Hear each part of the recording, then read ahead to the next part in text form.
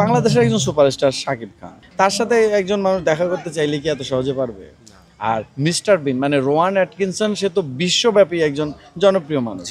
তার দেখা পাওয়াটা আসলে এতটা সহজ না।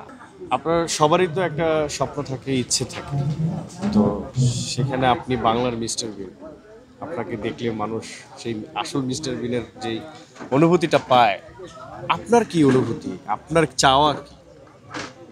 যেহেতু তারা মানে এটা তো প্রথম থেকেই তো দর্শকরাই আমাকে মিস্টার বিন বানিয়ে দিয়েছে। আমি সাবলীল থাকলেও বলতো আপনার ফেস মিস্টার বিনের মতো। তো এখন যেহেতু গেট আপে চলে আসছি আর দর্শক সেইভাবেই আমাকে সেই তাদের আসল মিস্টার বিনের কথা মনে করতে পারছে আমাকে দেখে। আপনাকে যদি মানে বলা হয় যে আপনাকে মিস্টার বিনের সাথে দেখা করতে বা আপনার কাছে এটা আমার বহু আগেই ইচ্ছা আছে।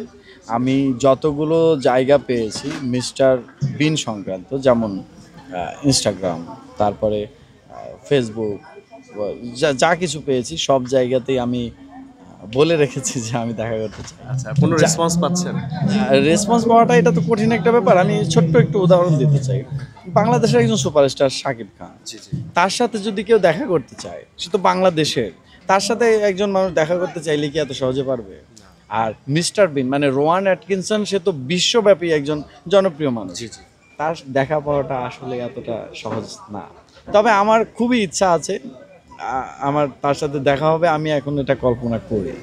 কখনো সাড়া পেয়েছেন কিনা মেসেজ বা মেইলের মাধ্যমে?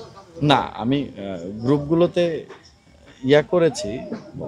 বিদেশি যে মিস্টার বিন ফ্যান্স ক্লাব আছে, সেখানেও আমি আমার ভিডিও আপলোড করেছি, কিন্তু সেরকম কোনো তথ্য। আপনার শেষ চাওয়াটা কি বলেন তো?